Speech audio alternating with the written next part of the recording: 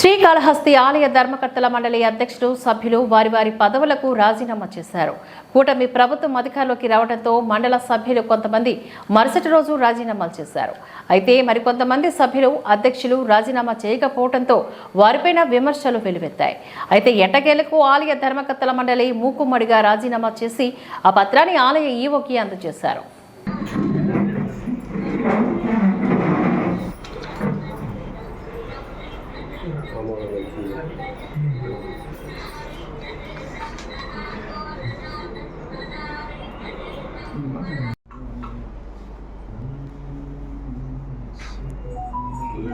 రెండు సంవత్సరాల 4 నెలలు ఎలా ఫీల్ అయ్యారని చెప్పలే.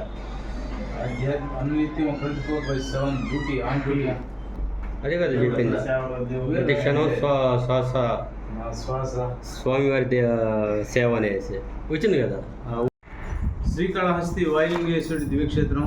ఈ దివ్యక్షేత్రంలో 2022 మార్చి 1వ తారీఖున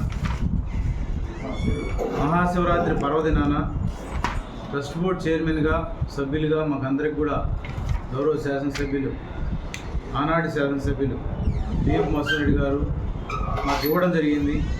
ఆ 2 సంవత్సరాలే కాకుండా తిరిగి మళ్ళా కూడా మార్చి 8వ తేదీ మహాశివరాత్రి పర్వదినాన్ని తిరిగి మళ్ళా ట్రస్ట్ బోర్డ్ చైర్మన్గా రెండోసారి అవకాశం రావడం.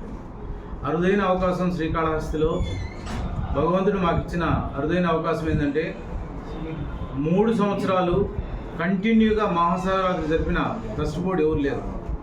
కంటిన్యూగా 3 సంవత్సరాలు 3 మహాశివరాత్రులు జరిపిన ట్రస్ట్ బోర్డు ఎవరు లేదు.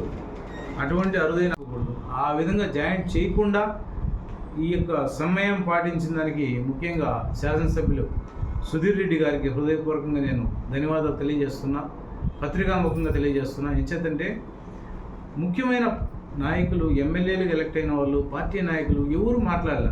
ఒకరిద్దరు కొంత న్యూసెన్స్ చేసినారు, అది ఈశ్వరుడికి వదిలిపెడతాం మనం.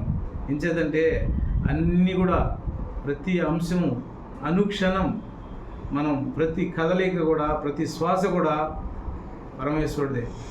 ఆ విధంగా నమ్మినాం కాబట్టి రాబోయే ట్రస్ట్ బోర్డుకి హృదయపూర్వకంగా మేము ఆహ్వానిస్తూ అభివృద్ధి కార్యక్రమాలు ఇంకా కూడా నిరంతరం జరిపి శ్రీకాళహస్తిని మరింత ఆధ్యాత్మిక శోభలోకి తీసుకుపోతారని చెప్పి మనస్ఫూర్తిగా నేను వారిని కోరుకుంటూ ఆ తల్లి జ్ఞానప్రసన్నాంబిక సమేత వాయులింగేశ్వరుడు ఇంతకాలం మాకు ఒక మంచి అవకాశం ఇచ్చినందుకు వారి పాదాలకు